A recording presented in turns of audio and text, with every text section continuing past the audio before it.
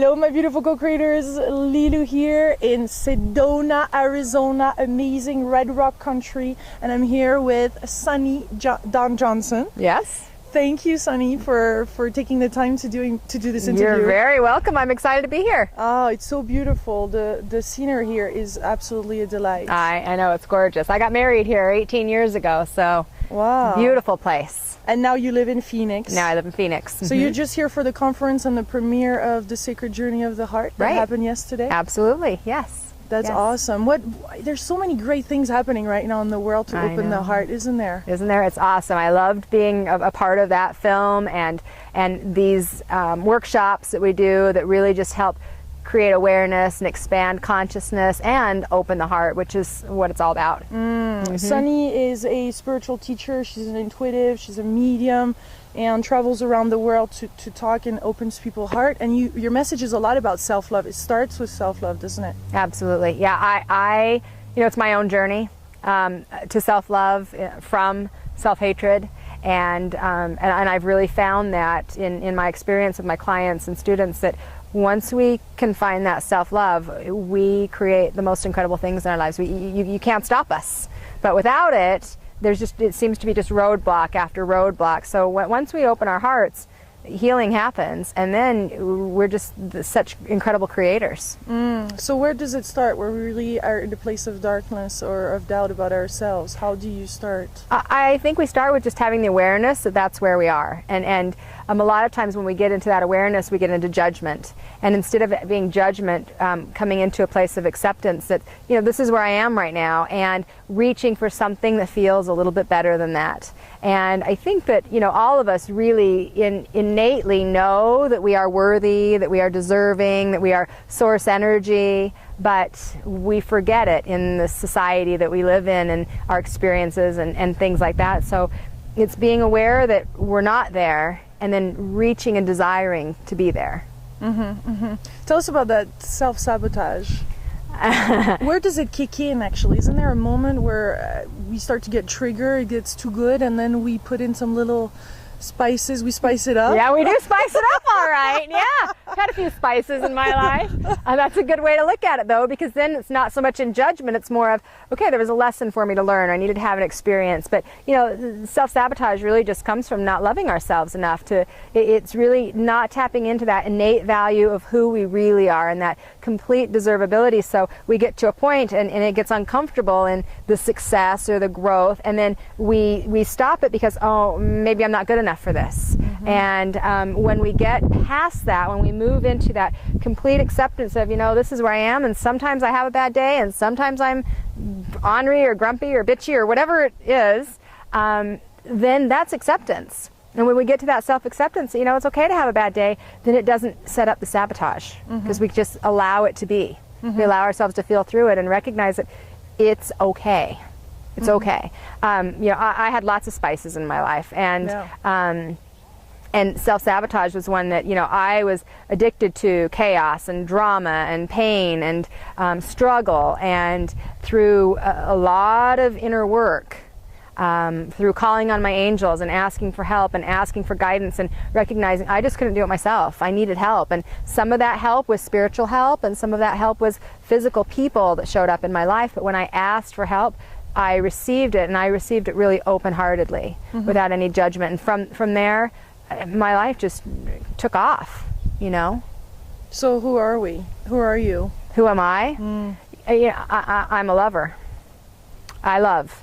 That's your juice of life? Yeah, that's me. I just love. I love to love people. I love to connect with people. I love to share the love I have, to witness it, to be present with it in whatever form. Nature, our animals, our kids, our friends, strangers. My innate being is love.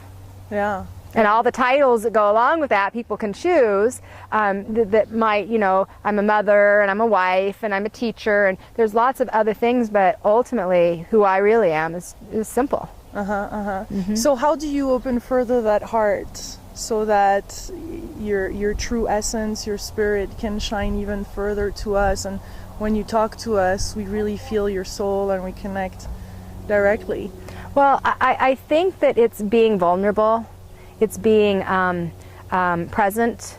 I think that we feel truth, and when we hear something, that expands our own heart. We know truth because we feel it, and so when we feel it, that's like a, yeah, I feel that, and that expands our heart even bigger. So when we're coming like to these spiritual conferences, maybe every single speaker you're not connected to everyone, but you feel the truth for you where you are, and that expands you into greater awareness. And you know, where you are today versus where you are in 2 years, you'll be more expanded and you'll grow and expand. So I think that we feel our heart opening, and then sometimes we get a little scared and we go, oh shit, I put up the walls. I probably shouldn't have said that, sorry. That's me too. There is no saturation. You can be fully that's yourself. So good, because sometimes that happens. I noticed that on the movie. I'm like, am I the only one that swore? My nature. Yeah. But I think that sometimes we get a little scared, like, ooh, this, you know, I might be uncomfortable here. I might be vulnerable here. And so we tighten up, or we put the walls up a little bit. And then something will come along that will expand us again, that will allow us to, if we can just, you know, ask for that help or ask for that guidance or be present in our feelings, we can allow something to come in to help us to grow again. And it's hard, you know, sometimes it's hard, especially if you don't have all the tools, you know. Yeah. And there seems to be this place of, we have the suffering sometimes. Absolutely. And we need that to grow. Well, and a lot of times that's how we grow. Do we have to have that? Probably not. But in our human physical realm, we don't usually reach for something better until we recognize something painful or something that we don't like. And then we go, oh, this doesn't really feel good. I might want something better. But we don't usually just keep reaching for great things when we're in a great place. And a lot of times it comes back down to deserving to have it all. Yeah. Like I was having a conversation with one of my clients the other day, and she has like this great life, but in every area she has the money and the job and the car and the kids, but her relationship sucks. And she's like, well, I can't have it all. Okay, wait, who told you that? And that if that is a belief of yours, you're right. You're right. You won't have it all because you innately believe you can't. But we could change that, and then you could have it all in every aspect. You don't have to give up one for the other. And a lot of times we feel like that. We feel like we have to give this up in order to get this. And it's not about that. It's not about sacrifice. It's about expansion and love and growth and excitement and passion, you know? So is the intuitive part a big component of that? I think it is. For me, it has been. I find that it's important for people because our spirit knows. Our spirit knows better. So our spirit knows that we can have it all. It's our ego that goes, oh, I don't think so. So when we listen to our intuition is guiding us towards greater experiences and towards wholeness and towards health and happiness and passion and all of those things we're talking about. And then our ego goes, well, you know, maybe I can't have that or I don't deserve that. And we're all worthy. And a lot of times we forget that who we really are is spirit. And when you know that in here, nothing can stop you. But when we forget it, which is those little, you know, seasonings of life, when we forget who we really are, that's when the drama or the chaos or the pain happens. So my intuition is very, very important to me. And I was just telling my musician earlier, Chris, she does my music for me in my workshops and things. I will trust my intuition over anything. If my intuition said, jump off this mountain, I will jump off that mountain before 100 people said don't. Because I so know that it is always right for me. Now, there are times when I can be cloudy. I think we all can, depending on where we're at and what's going on in our lives. But when I feel that. So it's here for you. I feel it in my gut. I know. There's no doubt. And it doesn't matter to me what anybody says, and even what the physical evidence might show in my environment. I trust that because I know my spirit is speaking to me. And I haven't always been that way. I've had lots of opportunities where I kick myself in the butt afterwards because I'm like, I knew, you know. And it took many series of events, but one of them was with my son. I knew something was wrong with him, and I called the doctor and told them I need to have an emergency C-section, and they said, we don't do those a month early. There's nothing wrong. And I said, listen, there's something wrong. And I had such a gift because this doctor listened. And when he was born, the cord was wrapped around his neck twice. He was blue. They didn't know if he was going to live. And he's perfect and fine. You saw him last night. And that was one of the times where I was like, okay, that's it. I'm just always going to listen, because when I don't, I could have lost that child had I not. So that's close. That's the premonition. Absolutely. Is that the same for you? Well, Premonition and the intuition? premonition would have been had I had a feeling or a dream that I was going to lose the child, so I would have had the actual manifestation of what was going to happen. I didn't know what it was. I just knew something was wrong and he needed to come out. So that was the difference between the intuition and the premonition. Yeah. So how can we apply this in our own life? How can we grow our intuition, or how can we? Is that like a muscle? It is. It's exactly like a muscle. It's practice. It's listening to it. You know, when my kids were young, I played games with them. You know, intuition games. You know, what color is your teacher's shirt going to be? Or you know, flip a coin and you feel if it's heads or tails. Don't guess. Wait till I flip it and feel. Or I used to have different colored pieces of paper, and I'd hold on to one and I'd send it to him. And my older son never, ever was wrong. Never. When we would do those experiments, because I would send him the energy and he was so tapped in that he would pick it up. And then as he got older, you know, he's like, yeah, I got other things to do. And so he's pulled away from it and then come back and then pulled away from it. But absolutely, when we build that muscle, it gets stronger and stronger. I think groups, classes, workshops where you and people that are safe, that you can trust to expand and to grow with and experience the growth of your intuition is really important. I find like development classes are really helpful to people because it creates a safe environment for them to trust their intuition versus out in the world where it doesn't feel safe all the time. So tell us about angels now, because I know you work a lot with angels. I do. They just helped us find our microphone clip. They did. They did. So how does this feel, look? How is it for you? You know, I describe this world of angels. Well, I started working with the angels when I was 13. I saw an angel. I had gone to bed at night. I woke up in the morning and I saw an angel above me, and it was my first experience. And it didn't scare me. It didn't make me wonder what. It was like I had a knowing that that was my guardian angel, that I was safe. I rolled over, went back to sleep, and then I thought, I need to learn a little more about this. So I was introduced at a young age, and so from that point, I started asking the angels for help and for support and for guidance at times. I had a lot of times where I just wanted to be human and just do it myself and not ask for help. But I found, you know, throughout my life, I've had some serious situations where when I asked the angels for guidance or help or support, one experience that saved my life, and I literally was on my deathbed, and so I became a believer very quickly. And so from those experiences, I started asking the angels to just help guide me and support me in my everyday life, like, where's the microphone clip? And then walk right to it. Or, you know, how can I be of service to someone and pay attention to my heart or the signs that come around me, or messages in my spirit, or even messages in nature. You know, sometimes you get a symbol, you know, you see a hawk fly over, and that's symbolic for people. So the angels will come to you in a form that you believe them to be. So if you believe them to be a beautiful winged being, that's the way that they'll manifest. If you believe them to be an energy, that's the way they'll manifest. And so, and for children, they'll come and, you know, they'll look like little cherubs a lot of times. And as you start to develop a relationship with the angelic realm, the evidence will manifest around you. So you will see them, and you will feel them, and you will know their presence. And oftentimes they really offer us the unconditional love. And I really feel like my relationship with the angelic realm is what was able to help me move from that negative self-esteem and really lack of love to embracing who I was and getting me on my journey. Because I was I came on this journey as a spiritual teacher kicking and screaming.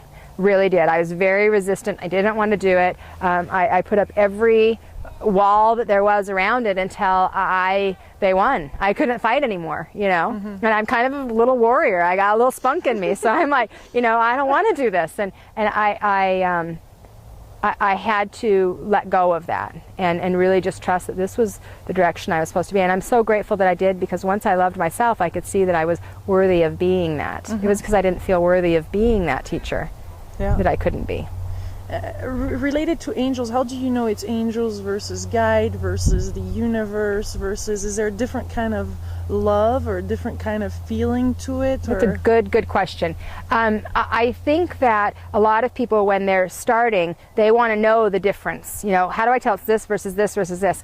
And you learn it. It's a vibration. You feel a higher vibration with the angelic realm than you do with the spirit guide, than you do with a deceased loved one. So it kind of works in a vibrational level where here we are here, and then our deceased loved ones have a higher vibration, and our spirit guides have a higher vibration, and the angelic realm has a higher vibration. And so with building that muscle, you start to learn how the energy feels. So you know, you can ask for validation if it's your guide or if it's your guardian angel or if it's your deceased loved one, and the more validation you get, everybody creates their own experience of what each vibration feels like for you. So there isn't a one set way. It's everyone's experience and perception of the difference in vibration, because it's based on where you start. Right. So as our vibration changes, then the vibrations above us. It's a ripple effect. So we need to be at that vibration in order to see it. So some of us are more comfortable with guide because we're not at the vibration of the angelic Correct. realms. And exactly. And we can be. It's just we just need to raise our vibration more. So if we're here in that little bit more dense energy to connect with our deceased loved ones, we need to raise our vibration. Guides raise our vibration. So it's just a process of meditation, openness, connectedness, and that's how we raise our vibration to where you can tap into all of those. Everyone can. It's just through raising your vibration to be able to do it. And so to me, it's like when you first start, who cares who you're tapping into? Just go with it, you know. So if it's your grandma, if it's your guide, if it's your angel, try not to get too in. We get so in our heads about, okay, well, wait, who is it and what's their name and why are they here? And instead, just I'm open to receive guidance from the spirit world. Go ahead. No. I was just gonna say, and then who needs to come through at that time will manifest for you, and then you'll start to develop the relationship. What is there actually? They have different missions? Yes. So our deceased loved ones, once they transition, they're really just in the space of kind of getting their own, figuring out where they're at, what they're going to do. Some of them move into a guide role. So as their vibration raises, they can move into a guide for family members or for other people. So we're here, us physical beings, and then we've got the deceased loved ones. The next vibration above that is spirit guides. Spirit guides are energies that have walked the physical planet. So they have had physical experiences and choose to be a teacher from the spirit world for a variety of different people, usually with a common life purpose. So that's spirit guides. And the angelic realm is here to support us in love, unconditional love, forgiveness, abundance, creativity, all of our of who we really are, our higher vibrational energies that we don't always tap into. So the angelic realm, you know, is really like a safe place. There's no judgment, there's no criticism. They're just here waiting for us to ask for their help. And once we ask, that's the most important part, is asking, and we forget to ask a lot. I mean, how many of us, even in our daily lives, won't even ask for help from a person? So we forget to ask for help. We say what we want. You know, I want this, I want this, I want this. I don't want this and this and this. We focus on the don't wants, but we forget to ask. So once we've asked, because we have free will, the angelic realm can come in, and then they'll give us those signs and they'll give us those intuitive feelings to help guide us towards what it is that we really desire. So yes, their missions are different in the sense of how we experience them here in the physical realm. Because I asked for an army of angels. I had the angels. I said, come, I need an army on the Juicy Living Tour. And then I said, you need to organize a little bit here, because there are many of you guys. So somebody has got to take the lead here. Always ask Michael to take the lead. Okay. Archangel Michael, take the lead, and you're in good shape. Good. And I mean, that's how things are manifesting, though. And you have your army or your legions of angels. It's like they and you get in flow and in sync with them. It's like things you're just like, wow.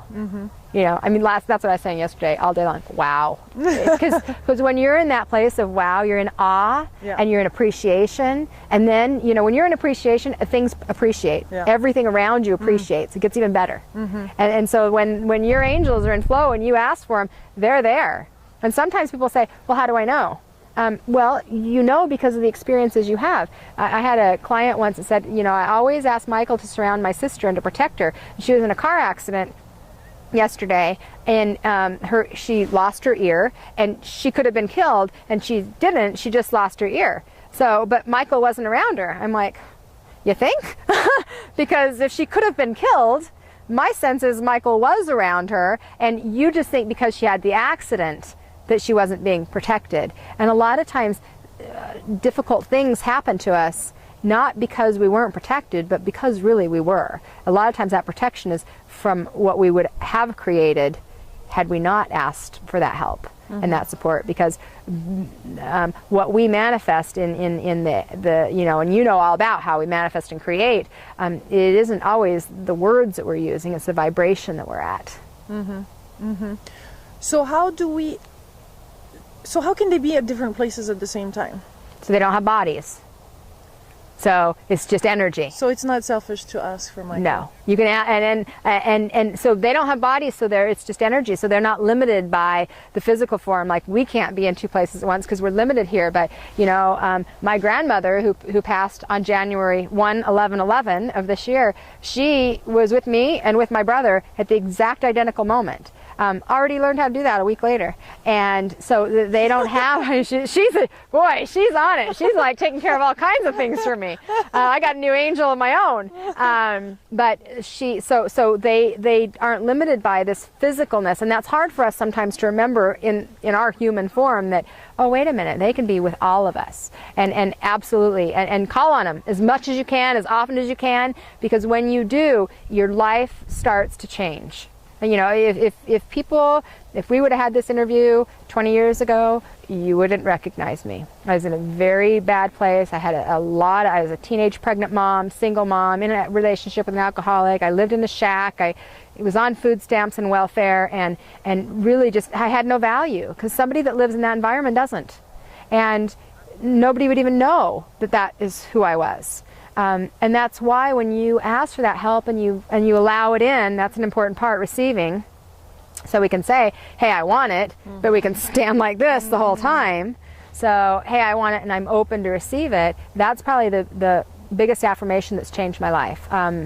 Since I've been 19, I started saying I'm open and receptive to all that is good, and I open my arms wide. And I love that when you said, we're in Sedona, open my arms wide, because that, I open them as big as I want it. And I used to open them like this, and then like this, and I started getting more comfortable with, hey, I'll take it all. I'll take all the help I can get. I appreciate it all. I'm open to all of it, and let it move through me. And so tell us, how can we raise our vibration? You know what, it is so simple, and yet people have such a struggle with it because they think it has to be, you know, you have to meditate for an hour a day or whatever. And raising your vibration is about joy. Joy is what will raise your vibration faster than anything. So anything that you enjoy, nature, that will raise your vibration. Dancing, raise your vibration. Singing, raise your vibration. Meditation absolutely is a really important tool. It's been an important tool for me, but it is more for me about just honoring my connection with spirit. It isn't about, okay, I'm waiting for the answers to come. It's more of, I honor that I am spirit first. But anything that brings you joy raises your vibration, because you think about it, anything that makes you feel good. Now, with the exception of illegal things, to a point, because really if it gets you out of the resistance, because the resistance is what holds us back from raising our vibration. So when we get out of the resistance, we bring ourselves into joy, life flows. So part of the willingness to receive also raises our vibration. Absolutely. And gratitude. Absolutely. Gratitude, well, and appreciation and acknowledgement and thanks. You know, thanking the people around you and the spirits around you and the help and the support. And even when you don't feel it, that's the most important time. You know, like I tell people, when you feel poor, give somebody money. You know, when you feel like you don't have anything, give them your last $10, because it will, appreciation appreciates, it grows. It has to. So when you offer appreciation, it will expand. And it's hard to do that when it's your last $5. I've been there. I totally get it. But that $5 will expand, or that $500, or whatever it is. And I'm sure you're experiencing that in your leap into faith. Yeah. You know, Yeah. and how it's just it just flows as you stay in your heart space, which you're such a heart person. You are, you really, your heart's moving you. And that's why everything is happening, because you're in that state of appreciation, and why it will continue, and that little tour bus is coming. Yeah. What's interesting is the step that we have to first do. Yeah. Isn't it? I very much appreciate spending this time with you. Oh, you're welcome. It was my pleasure. And I'm so grateful that we get to share this with the world. Yeah, it's awesome. This is Sunny Dawn Johnston, and you have a center actually in Phoenix where people can come. I do. I have a healing center it's actually in Glendale, Arizona. And then I teach workshops all over. We'll be in Chicago a couple times this year. That's what I wanted to ask you. We'll be with Positive Focus. Yeah, we'll be with Positive Focus on September 11th. Wow. So we'll be doing a heart opening day there. And I love Chicago, so I'm hoping to come back and do a retreat there actually. And so I travel all over and do workshops, and then I also, all the classes that I offer at my healing center, we have available online. So people can actually, I have a lady from Iceland that was taking one of my classes a couple weeks ago, and so anybody can participate in our classes wherever in the world they are. That's wonderful to make that available. Yeah, it's very cool. I'm so excited to be able to. Yeah. Thank you. You're very welcome. You're very welcome. Thank you. And you guys, if you want to see more interviews, you can go to juicylivingtour.com. It's a 12-month tour. We're just at week number 1. Actually, wow. Day 12. It started when your grandmother crossed over. Oh, 11111. Yeah. Yeah, that's a great gateway. Yes. Yeah, in and out. So we send you much love, and looking forward to connecting with you again in Phoenix. Yes, absolutely. Very cool. Thank you. Thank you. Allow ourselves to feel through it and recognize that it's okay. It's okay. I had lots of spices in my life, and self-sabotage was one that, I was addicted to chaos and drama and pain and struggle, and through a lot of inner work, through calling on my angels and asking for help and asking for guidance and recognizing I just couldn't do it myself. I needed help, and some of that help was spiritual help, and some of that help was physical people that showed up in my life. But when I asked for help, I received it, and I received it really open-heartedly, without any judgment. And from there, my life just took off, So who are we? Who are you? Who am I? I'm a lover. I love. That's your spices. We spice it up. Yeah, we do spice it up all right. Yeah, had a few spices in my life. That's a good way to look at it, though, because then it's not so much in judgment. It's more of, okay, there was a lesson for me to learn. I needed to have an experience. But, self-sabotage really just comes from not loving ourselves enough to, it's really not tapping into that innate value of who we really are and that complete deservability. So we get to a point and it gets uncomfortable in the success or the growth, and then we stop it because, oh, maybe I'm not good enough for this. And when we get past that, when we move into that complete acceptance of, this is where I am, and sometimes I have a bad day, and sometimes I'm ornery or grumpy or bitchy or whatever it is, then that's acceptance. And when we get to that self-acceptance, it's okay to have a bad day, then it doesn't set up the sabotage, because we just allow it to be. And these workshops that we do that really just help create awareness and expand consciousness and open the heart, which is what it's all about. Sunny is a spiritual teacher. She's an intuitive. She's a medium, and travels around the world to talk and opens people's heart. And your message is a lot about self-love. It starts with self-love, doesn't it? Absolutely. Yeah, I it's my own journey to self-love from self-hatred. And I've really found that in my experience with my clients and students, that once we can find that self-love, we create the most incredible things in our lives. You can't stop us. But without it, it seems to be just roadblock after roadblock. So once we open our hearts, healing happens, and then we're just such incredible creators. So where does it start? Where we really are in the place of darkness or of doubt about ourselves? How do you start? I think we start with just having the awareness that that's where we are. And a lot of times when we get into that awareness, we get into judgment. And instead of it being judgment, coming into a place of acceptance that, this is where I am right now, and reaching for something that feels a little bit better than that. And I think that, all of us really, in innately know that we are worthy, that we are deserving, that we are source energy, but we forget it in the society that we live in and our experiences and things like that. So it's being aware that we're not there and then reaching and desiring to be there. Tell us about that self-sabotage. Where does it kick in actually? Isn't there a moment where we start to get triggered, it gets too good, and then we put in some little...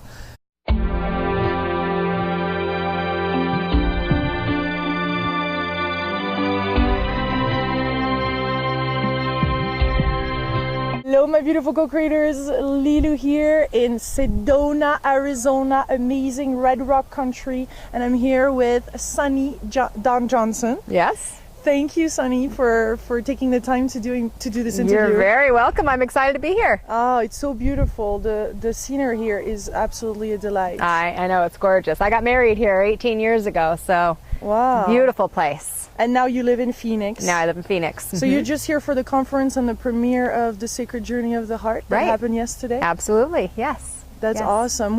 There's so many great things happening right now in the world to open the heart, isn't there? Isn't there? It's awesome. I loved being a part of that film.